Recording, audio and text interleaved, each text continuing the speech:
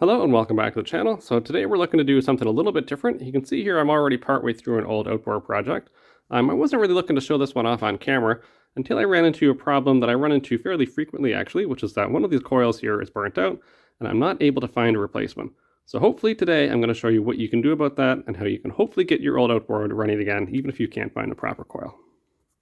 So the two biggest problems I end up running into when I'm trying to get old outboard serviceable again is that I either end up with a dead coil that I can't find to replace, or I end up with a motor that I can't find an impeller for. And that one I am working on a generic solution to, but right now we're just going to look at this guy. So you can see his product number there. I could find a few eBay listings for it, but they were all pretty old and none of them are active at the moment anyway. So what I've done is a trick that I've actually shown before on this channel, which is that I have purchased another coil for another old outboard. I think this is for a mid-50s Johnson. And you can see if we look at it from the top-down view, they have very different laminates. That guy is much wider and even. This guy is much less wide and a little bit shorter on the right side. But all that really matters is that they have the same width coil.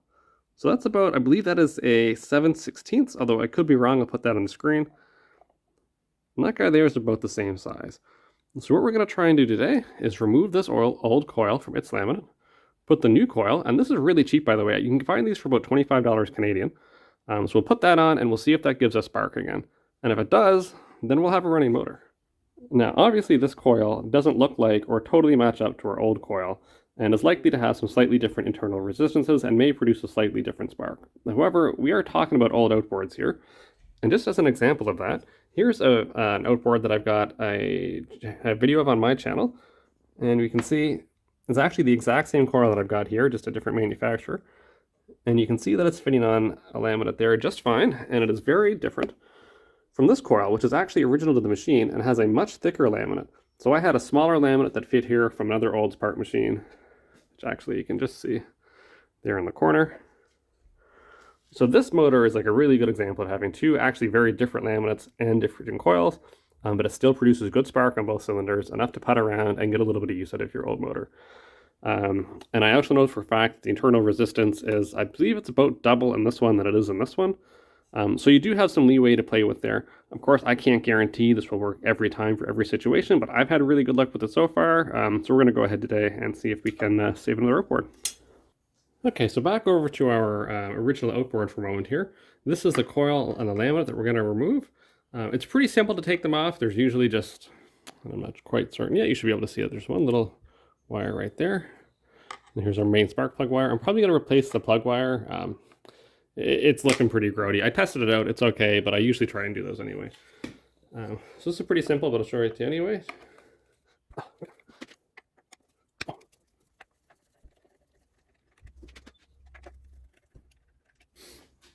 By the way, and this feels like a good time to reiterate this, just because you don't have spark on one side doesn't mean that it's necessarily the coil. Before I decided to replace this coil, I also cleaned my points and checked my condensers, and they're both fine. Also, I did ohm this out like I mentioned earlier, and I know for sure that there's some kind of electrical short inside of here because it doesn't have any connection to anywhere else on the motor. So before you start throwing parts at it, just make sure you do a little bit of diagnostic work.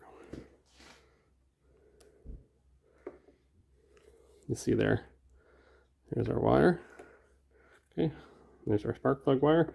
I'm not going to cut the spark plug wire right now. Normally I would do that just for the sake of the video because I don't have another spark plug wire on me. I'm going to leave that in place just so I can show you that we do have spark going down there.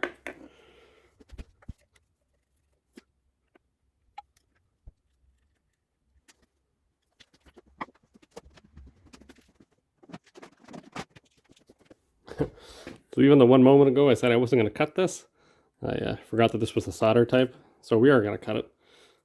And since I'm replacing it anyway, it won't matter. You guys won't know how long it takes me to find another one anyway. So there we go. This guy is now free. And we'll just quickly show you the process of using a puller to remove him from the laminate. It doesn't matter if he breaks into pieces, we're not using him anyway. And we'll hook the new one up. Oh, and if you are following along at home and you've got two bad coils, leave one coil until you completely finish the other one. It's just easier for seeing where things go. Okay, so here we've got our old and our new laminates side by each, or coil and laminate, I suppose, and you can see how very different those laminates are. Now, before we go taking this one off, get it to focus for us, come on. You can see there's a little tab there at the front, and our new one has that as well. We want to bend that tab down before we pull this off with the jack, otherwise we could damage our laminate. And we don't care what happens to the coil, but we do care what happens to the laminate.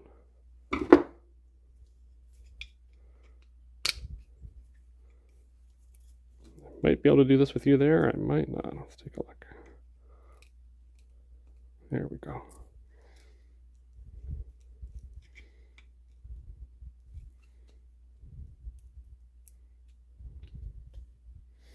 There, we've got him flat now.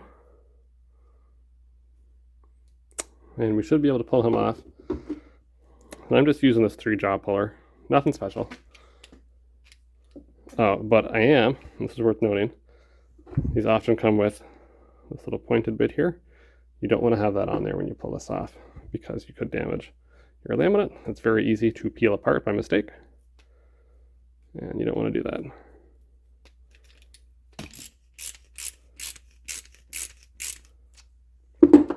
There we go. If you look now, you can see him, see the little rust stain just in the back where he's coming off.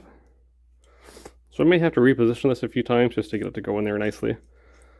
I won't bother showing you that on camera. It's pretty simple just to pull them off. And I'll bring it back before we put the new one on. Okay, so here's our new coil, removed from its new laminate. And here is our old coil, which came off really remarkably well. Usually these fall to pieces. Next to its laminate. So basically, when you want to take the new coil and the old laminate and put them together, I believe, like so, and then throw them back in the machine, and we'll see how this works. Now, this laminate here does have the extra little joy of this, I'll call this like a little tensioner piece. See if I kind of push down on them. I don't know if I'll be able to keep that or not, since there's no provision for that in here, but it shouldn't really affect our spark. You see a little rivet there. So I'm going to try and put it on and keep those there. If I can't, I'll just let you know. But either way, it shouldn't really affect the finished product. So you can see here now we've got our new coil pressed onto our old laminate. The new coil goes on there a lot easier than the old laminate came off. I could actually put that one on there by hand with no tools required at all.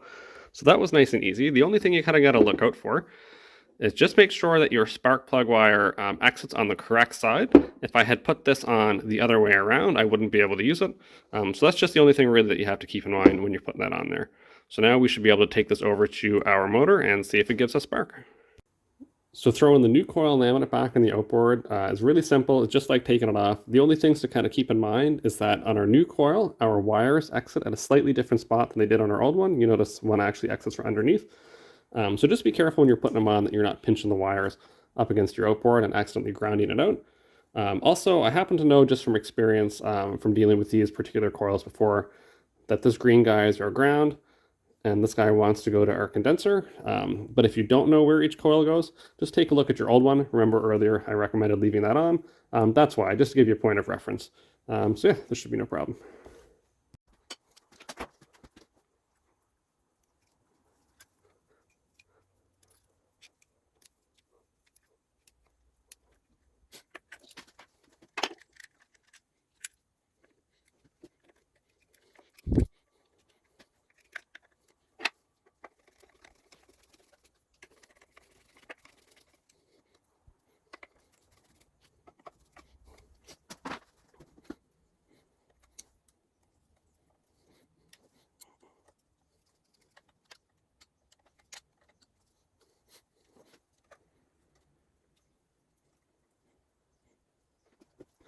Okay, so we've got our new coil and laminate hooked up, but the very first thing you'll probably notice is that this wire and end aren't quite long enough to reach all the way over to this condenser, and also this terminal end is actually larger than the screw is and can pop off. So what I'll do is once I'm done testing, I'll cut this, splice in a longer wire with a better connection, and I'll probably repeat the same thing here too, just because this guy is also much too big for that little screw. So when I go to finish this motor for real, I'll definitely get all that done up so that it's sitting on there nice and secure. But just for testing purposes, this will be fine to carry a connection, and we should get some spark out of that. So now that we've got our new coil and laminate hooked on, I'm just going to really quickly check and make sure that we actually do have continuity between the spark plug and the laminate. And the reason I'm going to check for that is because I find oftentimes when you're manipulating these old spark plug wires around by installing like a new coil or a new laminate, they tend to break inside because they're very old and brittle. And even though you might think you had a good spark plug wire when you started, sometimes you won't anymore. So we're just going to check that. And we do see that we've got a connection there, which is good. Yeah, that's really something I'd urge you to do. I've had that happen more than once where I replaced a coil, thought I had a good spark plug lead, and was wrong, and then ended up troubleshooting the coil, but it wasn't really the coil. So that's just an extra step I've learned to take in there. And, it takes 2 seconds, so something you should do. All right, so I'm just going to throw our flywheel back on there now. I should be able to get a spark out of this just by turning it around by hand. I will shut the lights out first, though, and we'll be looking for spark right there. You should be able to see it on the camera. Sometimes spark doesn't show up very well in camera just because it's so fast that it's quicker than the camera's frame rate, but we'll see if we can capture something for you.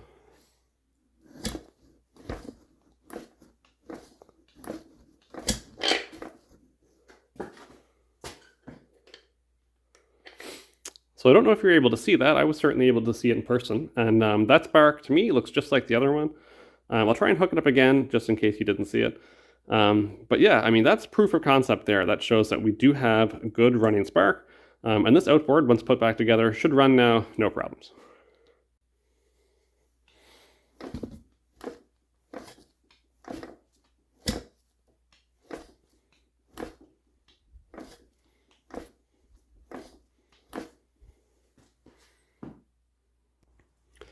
So I won't know how well that looked on camera, whether it picked up the spark or not until playback. But in real life anyway, that spark looked just fine. I really have no doubt at all that this engine should run just fine on that. Boop. Just take the top off there so you can see. So yeah, that's pretty well it. I've had a lot of luck using these coils to replace the coils on old outboard motors from the 50s and 60s. I'll put up a product number for this coil anyway. And I'll put the exact size of laminate down there. So if you have this type or this size of laminate on an outboard of this vintage, you should probably be able to use that coil to do it.